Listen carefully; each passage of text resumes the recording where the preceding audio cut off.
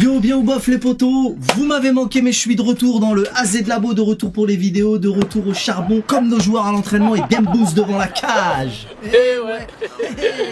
Bon alors au niveau du mercato, vous n'êtes pas sans savoir qu'on a un nouveau gardien, Chevalier. Regardez-moi ce sourire, ce joli sourire, on voit qu'il est heureux. Ah, il est heureux d'être parmi nous. Bienvenue chez toi, dans le meilleur club du monde. Et j'espère que tu garderas ce sourire à la fin de chaque match avec Paname. Et je suis donc très content d'avoir ce joueur parmi nous. C'est une très bonne recrue. Son talent et sa détermination sera un atout majeur pour le club. Et s'il écoute bien Lucho, il ira très loin. Il ira très loin, notamment en équipe de France, il sera gardien numéro 1. En tout cas, voilà, c'est une très bonne recrue. J'ai confiance en lui et je sais qu'il va très bien s'intégrer très rapidement. En ce qui concerne Donnarumma, on sait d'ores et déjà qu'il ne fait pas partie du groupe parisien pour la Super Coupe face à Tottenham mercredi soir. Donc cette fois c'est clair, c'est sûr, Donnarumma est prié de se trouver une porte de sortie et très vite. Alors maintenant, j'ai pas trop envie de commenter le fait que bon bah bien fait pour ta gueule, t'es trop gourmand, pas trop gourmand. Ça c'est des choses qui se règlent en interne. On n'a pas les tenants et les aboutissants, mais en tout cas il semblerait qu'il y ait eu un certain manque de respect envers le club. Mais bon, on saura jamais la réalité des choses, mais il semblerait que ce soit bien plus important qu'une simple augmentation. Le problème n'est pas simplement là, il y a eu d'autres soucis. En plus, il me semble que l'année dernière, il voulait déjà retourner en Italie. Donc bon, maintenant que Chevalier est là, moi de toute façon, je l'ai dit, je le répète, je fais confiance à la direction. Les choses sont telles qu'elles sont. L'essentiel, c'est que le coach soit satisfait et qu'il obtienne ce qu'il souhaite. C'est tout ce qui m'intéresse. En tout cas, je rappelle quand même que Gigio a été un acteur majeur et essentiel dans notre sacre en Ligue des Champions. Et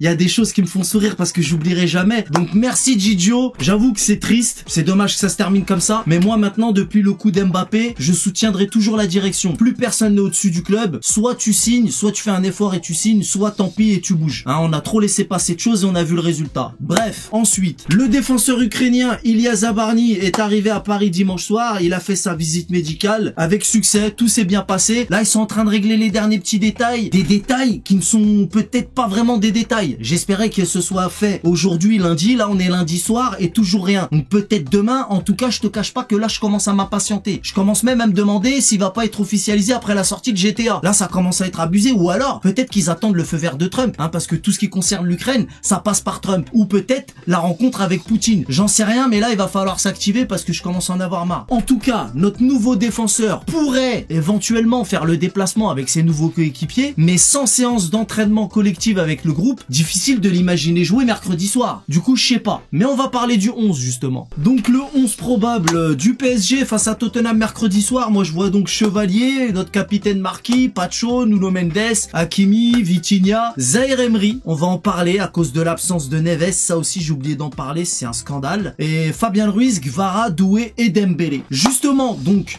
Zaïre Emery, c'est ton moment parce que ça fait un moment que c'est ton moment et ça fait un moment qu'on attend. Du coup, c'est bien pour Zaïre Emery. J'espère qu'il va performer, mais l'absence de Neves, c'est scandaleux. Je ne comprends pas. Donc super nouvelle de dernière minute avant de commencer la saison et surtout avant le match de mercredi soir en Super Coupe. Merci, c'est génial. Mais je vois pas du tout le rapport entre ces trois compétitions. Ah oui, parce que j'ai oublié de vous dire, Joao Neves, après le carton rouge en finale de la Coupe du Monde des clubs, donc il est suspendu mercredi soir pour la Super Coupe face à Tottenham, mais il est également suspendu pour le premier match de Ligue 1 face à Nantes. Je vois pas le rapport entre ces trois compétitions. Faudra m'expliquer. Mais de toute façon, on sait très bien que l'UEFA et la FIFA a toujours détesté le PSG, mais là vraiment je comprends pas. Bon après il y en a qui me diront ouais mais il y a pas d'autres compétitions avant perpète, mais il y a la coupe de je sais pas quoi là au mois de décembre, l'intercontinental, et puis même nous prévenir au dernier moment. Mais bon bref, Lucho l'a toujours dit, le club ne dépendra jamais d'un seul joueur et il a toujours une solution pour remédier à tout ça. Donc la solution s'appelle Zaïre Emery. Donc on compte sur lui comme je l'ai dit tout à l'heure, mais franchement là c'est frustrant parce que je trouve cette histoire légèrement tirée par les cheveux quand même. De toute façon,